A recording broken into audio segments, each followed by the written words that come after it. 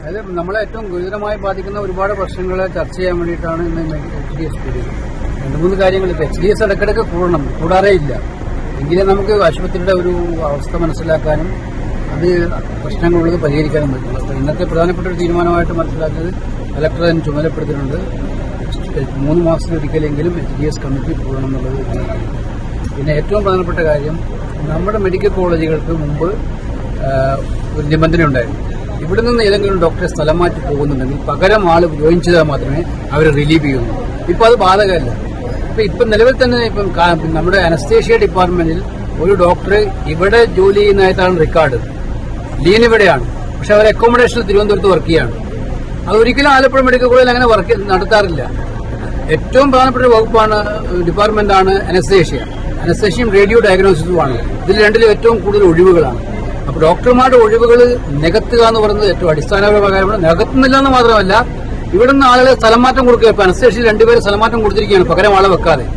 അപ്പൊ ഇന്നത്തെ യോഗത്തിൽ ഏറ്റവും പ്രധാനപ്പെട്ട അത് മന്ത്രി തന്നെ ചുമതലയേറ്റിട്ടുണ്ടെന്ന് പറഞ്ഞിട്ടുണ്ട്.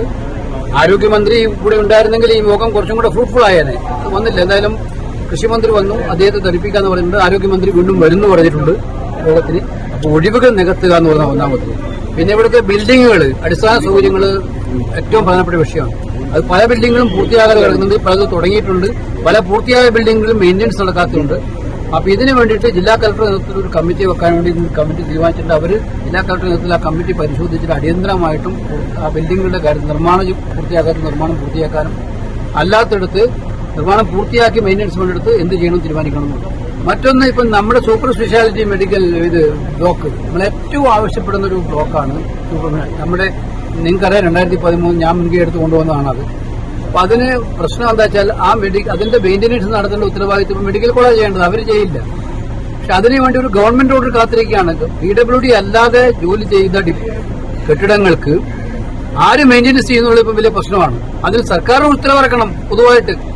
PWD അല്ലാതെ നിർമ്മാണം പൂർത്തിയാക്കി മെഡിക്കൽ കോളേജിന്റെ ആവശ്യത്തിന് വിട്ടുകൊടുത്തേക്കത് അത് PWD തന്നെ മെയിൻറ്റെയിൻ ചെയ്യണം. അതിനൊരു ജിയോ ഉണ്ടാക്കാനാണ് ഇത്രയും പാടുന്ന പറയുന്നത്. ആ ജിയോ ഉണ്ടാക്കുന്നതിന് വേണ്ടി അടിയന്തര നടപടി സ്വീകരിക്കാൻ പറയുന്നുണ്ട്. മന്ത്രി അതിന്റെ ഉത്തരവാദിത്തമാണ്. മരുന്ന് ക്ഷാമം ഏറ്റവും രൂക്ഷമാണെന്നുള്ളതാണ് ഏറ്റവും പ്രധാനപ്പെട്ട കാര്യം എല്ലാവരും പറയുന്നുണ്ട്. അത് ഞാൻ ശക്തമായിട്ട് അവതരിപ്പിച്ചിട്ടുണ്ട്. അപ്പോൾ അതിന് എന്താണ് ഗവൺമെന്റ് തലത്തിൽ ഇടപെടൽ ഉണ്ടാകുമെന്ന് നമുക്ക് ഉറപ്പുവരുത്തിയിട്ടുണ്ട് ഇക്കാര്യത്തിൽ. അതുപോലെ തന്നെ ഇവിടെ ഉണ്ടായ അനിഷ്ട സംഭവങ്ങൾ 3 കേസുകൾ ഉണ്ടായിട്ടുണ്ട്. അതിന് അന്വേഷണ റിപ്പോർട്ടുള്ളതുകൊണ്ട് കൂടുതൽ കാര്യങ്ങൾ അതിനെക്കുറിച്ച് ചർച്ച ചെയ്യാൻ പറ്റും. പക്ഷേ ഒരുപാട് പ്രശ്നങ്ങൾ വരുന്നുണ്ട്. അത് ഇവിടുത്തെ ആശുപത്രിയുമായി ബന്ധപ്പെട്ട് കുറേയേറെ ആ പ്രശ്നങ്ങൾ ഉള്ളതാണ് ജനുവിനായിട്ടുള്ള പ്രശ്നങ്ങൾ. എന്തായാലും ആ കമ്മീഷൻ റിപ്പോർട്ടുകൾ അടിയന്തരമായി പുറത്തു കൊണ്ടുവന്ന് ആവശ്യമായ നടപടി സ്വീകരിക്കണമെന്ന് പറഞ്ഞിട്ടുണ്ട്. അതിനകത്ത് ആ റിപ്പോർട്ടുകൾ പുറത്തു വരാൻ ആവശ്യമായിട്ടുള്ള നടപടി അടിയന്തരമായിട്ട് സ്വീകരിക്കുകയും അതിനകത്ത് ഏതെങ്കിലും കുറ്റക്കാരനുണ്ടെങ്കിൽ നടപടി സ്വീകരിക്കണം. ഡിസിപ്ലിൻ സ്ട്രിക്റ്റായിട്ട് ഉണ്ടാകണം ആശുപത്രിക്കകത്ത്. അതുപോലെ തന്നെ രോഗികൾക്ക് കൃത്യമായ വിവരം കൊടുക്കാൻ സംവിധാനം ഉണ്ടാകണം. ഇത്തരം കാര്യങ്ങളാണ് പൊതുവായിട്ട് ചർച്ച ചെയ്തത്. പൊതുവായിട്ട് എനിക്കും കൂടെ പറയാനുള്ളത്, ആശുപത്രികളുടെ ഇതൊക്കെ ഒരു ഭാഗത്തും കുറെ പ്രയാസങ്ങളുണ്ടെങ്കിലും കുറേയേറെ നല്ല കാര്യങ്ങൾ നമ്മൾ ആശുപത്രി നടത്തുന്ന ഡോക്ടർമാർ, അവയവമാറ്റ കാര്യത്തിലായാലും മറ്റു കാര്യങ്ങളിലായാലും നന്നായിട്ട് ജോലി ചെയ്യുന്ന ഡോക്ടർമാർ. നമ്മുടെ ആശുപത്രിയുടെ കുറ്റങ്ങൾ പരിഹരിച്ച് ഈ ആശുപത്രിയെ നല്ല ആശുപത്രിയാക്കി മാറ്റാൻ വേണ്ടിയിട്ടാണ് നമ്മൾ പരിശ്രമിക്കുന്നത്. അത്